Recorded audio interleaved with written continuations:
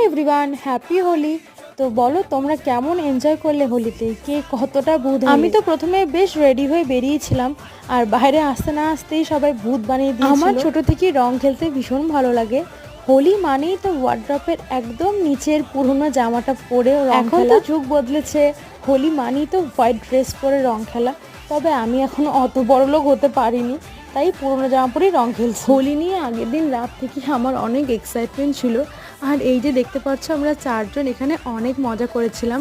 আমরা সবাই স্কুল, তারপর আর কি রং মেখে ভূত হওয়ার পরে আমাদেরকে তো বেশ কয়েকটা ছবি তুলতে হবে, আর সাথে আমরা একটা ভিডিও করেছিলাম। আমি বললাম না রং খেলতে আমি পছন্দ করি, তাই আমাকে কেউ রং দিতে আসলে আমি একদমই হুটোপাটা করি না, দাঁড়িয়ে থাকি, সবাই এসে বেশ আমাকে ভূত। হোলির দিন আমরা বাইরে কোথাও যাই না, পাড়াতেই থাকি, ওখানেই বেশ মজা করে রং খেলে নাচ করে ভূত হয়ে চলে যাই বাড়িতে। এখন তো 1 ঘন্টা ধরে শ্যাম্পু দিতে হবে নাকি।